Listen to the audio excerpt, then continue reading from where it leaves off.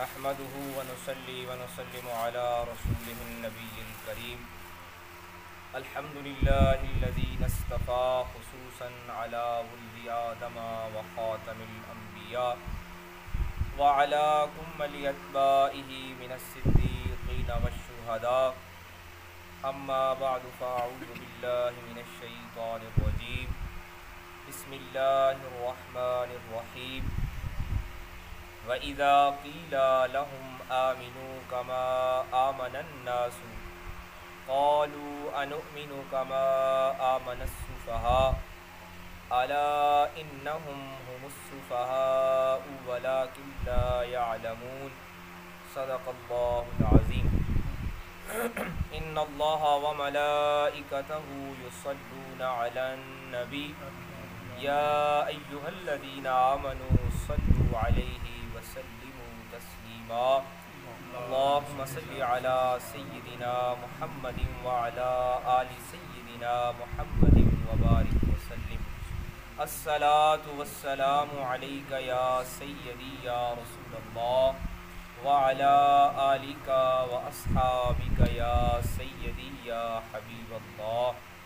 الصلاة والسلام علیک یا سیدی یا رحمة للعالمین وعلی آلک واصحابک یا سیدی یا خاتم النبیین.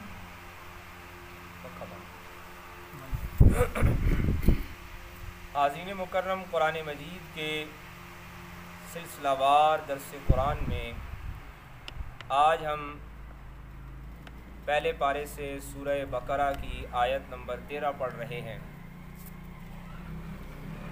خالق کائنات مالک ارض و سماوات کی بارگاہ میں دست بستہ دعا ہے، رب العالمین ہمیں حق اور سچ کی توفیق عطا فرمائے. سننے اور سنانے کے بعد ہمیں رب کریم نیک اعمال کی توفیق عطا فرمائے. سورہ بقرہ کے اس آغاز کے مرحلے پر منافقین کا احوال، ان کی عادات اور ان کی مختلف جو خصوصیات ہیں وہ بیان ہو رہی ہیں. آج کی اس آیت مبارکہ میں اللہ کریم نے ان کی ایک اور عادت کا اہل ایمان پر احوال کھول کے بیان فرمایا کہ جب ان سے کہا جاتا ہے کہ ایمان لاؤ جیسے باقی لوگ ایمان لا رہے ہیں، تو وہ کہتے ہیں کہ ہم ایمان لائیں جیسے بیوقوف لوگ ایمان لائیں. اور بے شک یہی لوگ بیوقوف ہیں، احمق ہیں، لیکن یہ جانتے نہیں ہیں. حاضرین مکرم، منافق کی بہت ساری نشانیاں قرآن مجید میں بتائیں. جیسے ہم نے پہلے پڑھا کہ وہ یہ سمجھتا ہے منافق کہ وہ اللہ کو دھوکہ دیتا ہے، حالانکہ وہ اپنے آپ کو دھوکہ دے رہا ہوتا ہے. منافق یہ سمجھتا ہے کہ وہ اہل ایمان کو دھوکہ دے رہا ہے، حالانکہ وہ خود اپنے نفس کو ہی دھوکہ دے رہا ہوتا ہے. پھر قرآن مجید نے ہمیں بتایا کہ منافق یہ سمجھتا ہے کہ وہ صلح کرانے والا ہے، وہ سارے انسانوں کے ساتھ ایک جیسا ہے.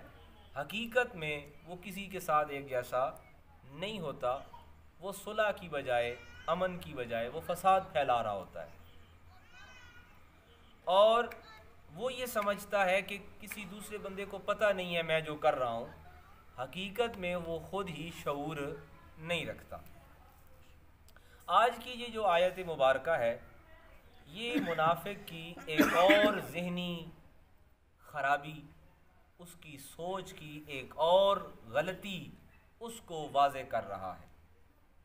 اب اس کے ذہن میں، اس کے اپنے شعور میں، اس کی اپنی عقل سے وہ یہ فیصلہ کرتا ہے کہ مومن جو ہے معاذ اللہ یہ بیوقوف لوگ ہیں. جب ان سے کہا جاتا ہے کہ ایمان لے آؤ، تو وہ کہتے ہیں کہ ہم ایمان لے آئیں جیسے یہ احمق لوگ ایمان لائیں. ہم تو وہ سیانے بن رہے ہیں نا، سمجھدار بن رہے ہیں، عقل مند بن رہے ہیں. وہ ہمارے ایک استاد تھے، وہ فرمایا کرتے تھے جو زیادہ سیانہ بنتا ہے حقیقت میں وہی بیوقوف ہوتا ہے. اب وہ اپنی عقل سے فیصلے کر رہے ہیں، وہ یہ سمجھتے ہیں کہ سیدنا بلال رضی اللہ تعالیٰ عنہ یہ احمق ہے، حقیقت میں وہ خود احمق ہیں، اور قرآن مجید ان کے بے وقوف ہونے کا گواہ ہے۔ اس سے بڑی اور کیا ثبوت اور نشانی کیا ہوگی کہ قرآن رب کا کلام وحی الہی ان کے بے وقوف ہونے کی گواہی دے رہا ہے۔ منافق کی نشانی یہ ہے کہ وہ باقی لوگوں کو بے وقوف سمجھتا ہے اور اپنے آپ کو سمجھدار سمجھتا ہے۔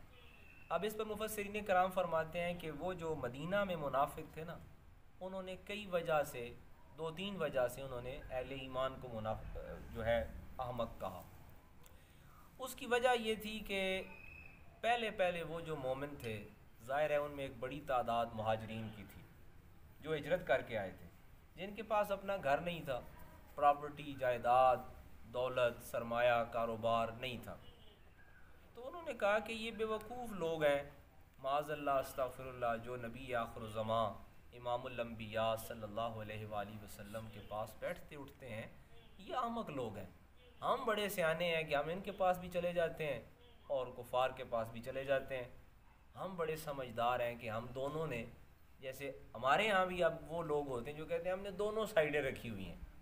یہ دونوں سائڈیں رکھنے والا وہ کیا کہتا ہے؟ وہ یہ سمجھتا ہے میں دونوں کو بے وقوف بنا رہا ہوں، حقیقت میں وہ خود بے وقوف ہوتا ہے۔ ہمارے معاشرے میں یہ منافق کی نشانی ہے۔ اللہ کریم نے بتایا کہ وہ جو امام الانبیاء، نبی آخر الزمان، خاتم الانبیاء صلی اللہ علیہ وآلہ وسلم کی پاک نشست میں جا کر بیٹھتے، اور وہاں بھی وہ مکمل اخلاص کے ساتھ، توجہ کے ساتھ، پورے دھیان کے ساتھ نہیں بیٹھتے، بلکہ وہ یہ کہتے کہ یہ بے وقوف لوگ ہیں، ہم ذرا انہیں بس راضی کر رہے ہیں۔ وہاں سے اٹھ کے وہ کفار کے پاس چلے جاتے۔ اب ایک تو وہ تھے جو کھلے مومن تھے، اور ایک وہ تھے جو اعلانیہ کافر تھے۔ اب یہ جو درمیان والے ہیں نا، یہ کہتے ہیں ہم دونوں سائڈیں رکھ رہے ہیں، ان کو بھی تھوڑی دیر راضی کر لیتے ہیں، ان کو بھی راضی کر لیتے ہیں۔ تو یہ پاکی پلیتی ایک ساتھ نہیں چل سکتی۔ یہ سچ اور جھوٹ ہمیشہ ایک ساتھ مل ہی نہیں سکتا۔ کبھی آپ یہ نہیں کہہ سکتے تھوڑا سا سچ ہے تھوڑا سا جھوٹ ہے، وہ یا سچ ہوگا یا جھوٹ ہوگا۔ کبھی ایسے نہیں ہو سکتا کہ آپ کہیں بھئی نہیں تھوڑی سی پاکی ہے اور تھوڑی سی ناپاکی ہے تو یہ ملا دیتے ہیں، یہ مل جل کے ان کا اکٹھ نہیں ہو سکتا۔ اور وہ یہ کیا کر رہے تھے؟ وہ اپنی عقل سے، اپنی سمجھ سے وہ یہ اکٹھ بنا رہے تھے، اور وہ یہ کیا کہہ رہے تھے کہ یہ احمق لوگ ہیں، بے وقوف لوگ ہیں، انہیں پتہ نہیں ہے۔ اب اس میں مفسرین کرام فرماتے ہیں کہ اللہ کریم نے ایک بات اور جو اس میں بیان فرمائی کہ جب ان سے کہا جاتا ہے ایمان لو جس طرح باقی انسان ایمان لائے، یعنی رب کے نزدیک انسان کا بچہ وہ ہے جو ایمان لے آئے، اور وہ یہ کہتے ہیں کہ یہ احمق ہے، اور رب بتاتا ہے کہ احمق تو یہ خود ہیں، انہیں علم نہیں ہے۔ اب اس سے مفسرین کرام فرماتے ہیں ایک اور بات یہ پتہ چلی کہ مومن ہمیشہ سادہ لو ہوتا ہے۔ مومن کی نشانی یہ ہوتی ہے کہ وہ شاطر نہیں ہوتا، وہ چرب زبان نہیں ہوتا، وہ 2 زبانیں نہیں رکھتا، اس کی ایک زبان ہوتی ہے۔ اور سادہ لو مراد یہ کہ وہ ایسے رنگ بدل نہیں سکتا، وہ سیدھا سادہ رہتا ہے، اور لہٰذا اس کو یہ جو منافق ہے نا وہ پھر احمق سمجھتے ہیں، حقیقت میں وہ خود احمق ہوتے ہیں۔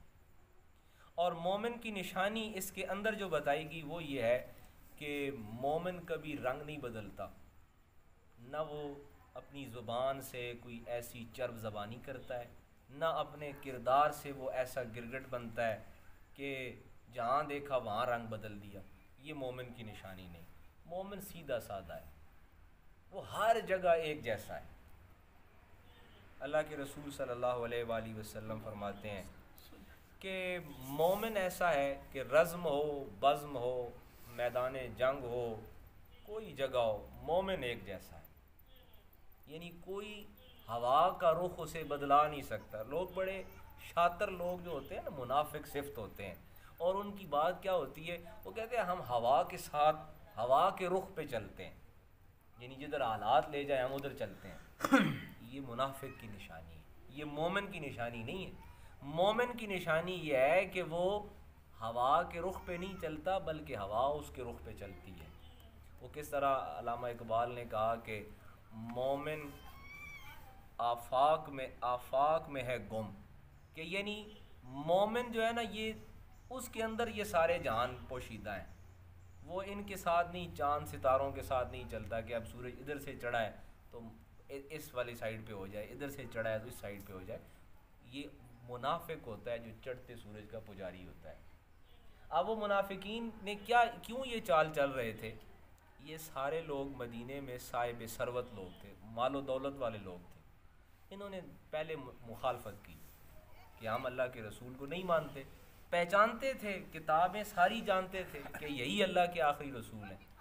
جب انہیں یہ لگا نا کہ ہمارا کاروبار، ہماری سیاست، ہمارا منصب، ہماری سرداری یہ خطرے میں ہے، انہوں نے اب لبادہ اوڑھ لیے، چلیں تھوڑی دیر ان کے ساتھ، تھوڑی دیر ان کے ساتھ، ہمارا قبیلہ خاندان ہی بچا رہے، ہماری سرداری بھی بچی رہے، کاروبار بھی چلتا رہے، معیشت بھی بچی رہے، اور ان کے ساتھ لوگ زیادہ شامل ہو رہے ہیں تو ہم ان کو بھی ساتھ رکھ لیتے ہیں۔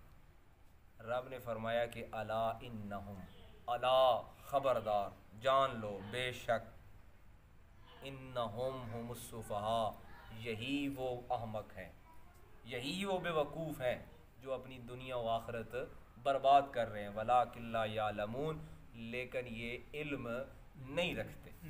اچھا حقیقت اب دیکھیں، بظاہر کیا ہے کہ وہ لوگ پڑھے لکھے ہیں، بظاہر وہ کتابوں کا علم رکھتے ہیں، لیکن رب کا کلام فرماتا ہے کہ یہ علم نہیں رکھتے۔ اس کا مطلب کیا کہ علم وہ جو اللہ کے رسول سے وابستہ کرے، علم وہ جو اللہ کے راستے پر چلائے۔ اسی لیے بزرگان دین، اللہ کے رسول صلی اللہ علیہ وآلہ وسلم کی جو مسنون دعائیں ہیں جو حدیث مبارکہ میں آتی ہیں، ان میں اللہ کے رسول نے یہ دعا مانگی کہ اے اللہ مجھے علم نافع عطا فرما، نفع دینے والا علم عطا فرما، بجائے اس کے کہ اس علم کے جس کو حاصل کرنے کے بعد بھی اللہ رسول کی پہچان نہ ہو، سیدھے راستے کی پہچان نہ ہو۔ رب فرماتے ہیں یہ بے وقوف احمق، کتابیں انہوں نے ساری تورات زبور پڑھی ہوئی ہیں لیکن یہ علم نہیں رکھتے۔ کیا علم نہیں رکھتے؟ کہ یہ اللہ کے رسول کو نہیں پہچانتے، یہ اللہ کی دعوت کو نہیں پہچانتے، یہ اللہ کے پیغام کو نہیں جانتے، تو لہٰذا یہ احمق ہیں، لا علم ہیں۔ اور مومن جن کو لکھنا پڑھنا نہیں آتا، جو مہاجر آئے تھے جن کے پاس اپنا لباس نہیں ہے، ان میں سے کوئی لکھائی نہیں جانتا، 10 بندے ہیں جو لکھنا جانتے ہیں، چند بندے ہیں جو لکھ سکتے ہیں، چند بندے ہیں جو لکھنا پڑھنا جانتے ہیں، لیکن رب فرماتا ہے کہ یہ مومن ہے، یہ رب کے برگزیدہ ہیں، یہ محبوب ہیں۔ لہٰذا رب کریم کی بارگاہ میں دعا ہے کہ الہ العالمین ہمیں ایسے ضرر والے علم سے بچائے، ایسے نقصان دہ علم سے بچائے جو ہمیں گمراہی کی طرف لے جاتا ہے، اور ایسی منافقت کی جو چالیں ہیں، منافقانہ رویے ہیں، رب کریم ہماری زبانوں کو، ہمارے دلوں کو ایسے منافقانہ رویوں سے بچائے، اور ہمیں قرآن مجید کی تعلیمات پر عمل کی توفیق عطا فرمائے۔ وما علینا الا البلاغ۔ آمین۔ الحمد للہ رب العالمین والعاقبۃ للمتقین والصلاة والسلام علی اشرف الانبیاء والمرسلین وعلی آلہ واصحابہ اجمعین۔ یا الہ العالمین ہمارے اس آج کے درس قرآن کو اپنی بارگاہ میں قبولیت عطا فرما۔ یا الہ العالمین ہمیں قرآن مجید پر عمل کرنے کی توفیق عنایت فرما۔ یا الہ العالمین ہمارے گھروں میں خیر